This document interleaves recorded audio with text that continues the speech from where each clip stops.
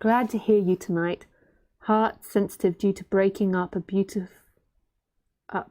beautiful heart opening relationship. Strong need to abide in awareness due to strong pain. Thank you so much for your deep and light spirit. Can you speak about pain and what it teaches us?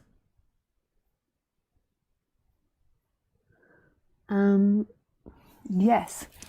So pain taken in the right vein,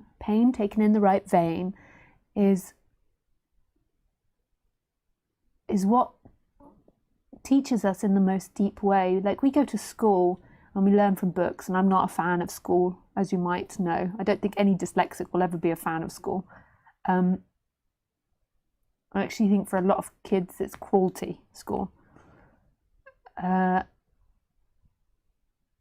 not for all kids. When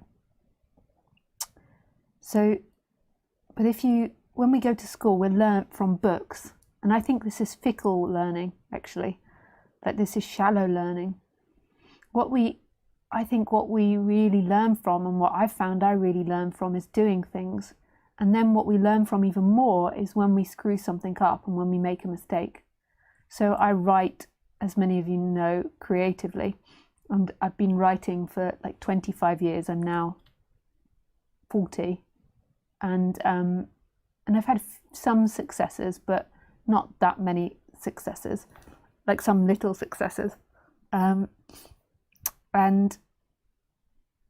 every time I write and I make a mistake, I grow so much from it. So I write and then I see the problems in it, and I grow and I grow and I get better. And this is really when we master our craft, is by staying with it through the pain, staying with it through the failure, and seeing that each failure is a way to grow and helps teach us how to get better. When I was younger, before I got into this subject, I used to give up as soon as I failed. I thought, oh, I'm not just naturally good at this, then I give up. And this is the wrong attitude, not just with writing, but with life itself. Like, we do this so much with pain, like rejecting pain as if it's the enemy, whereas pain is actually our teacher. So if you prick yourself on a thorn, you then learn that you shouldn't grab hold of the roses, the rose stem, or on the stinging nettle. And it's the same in relationships. Like, every time your heart breaks, you get the opportunity to look at your thought processes and the way that you see the world, and the way that you relate to the world. Like, heartbreak is such an amazing place to grow and to forgive and to see your dynamics. Often when relationships end, we have blame onto one another. But really, there is no source of blame. I'm not trying to deny like domestic abuse or violence in relationships or anything like that, but I'm just trying to suggest that all relationships are like this combined energy. It doesn't mean that we don't prosecute somebody if they've done domestic abuse or something. I'm not suggesting that. That's not what I'm trying to say. But I'm trying to say that everybody comes to a relationship with a particular energy. And it's unlikely that it can happen, but it's mostly people that get into, say, violent relationships get into it because that's what they were taught in childhood. They were taught low boundaries and bad boundaries, and I mean, there could be many variations of that. And if you can be open to seeing that, then you can begin to grow and expand from the conditioning in which you grew up from. You don't ever have to get over this conditioning.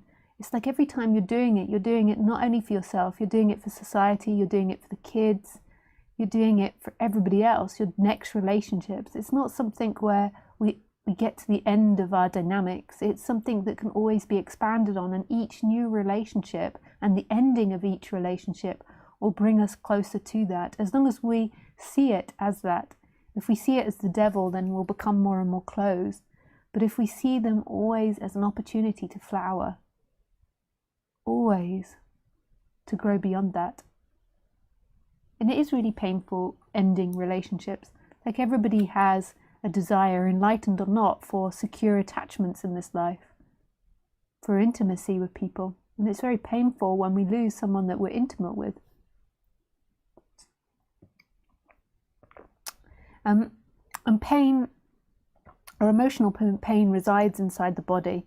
So in heartache can be in the heart, or fear or anxiety can be in the stomach when you break up, or not feeling like you can express yourself. So it exists in your torso and in your body. And so when you're now in pain, the body really desperately wants to get away from that pain, but it's just seeing that pain in the body, that this is what's happening, giving it time and space to be there, and you can act out of it, that's okay, but also seeing the urge to act out of it, the urge to get rid of it, the urge to do something about it.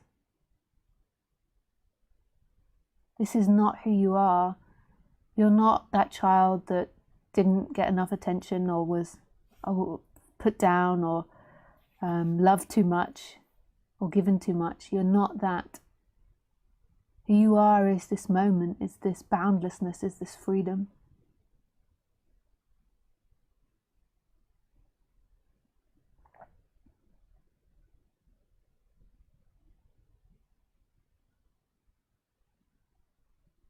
And then your body has conditions which are coming up now. And just allowing them to come up, and knowing that's not who you are. That's conditions of the body. And that's not you. You're not guilty for it. You didn't do anything wrong. They're just appearing. They're simply appearing.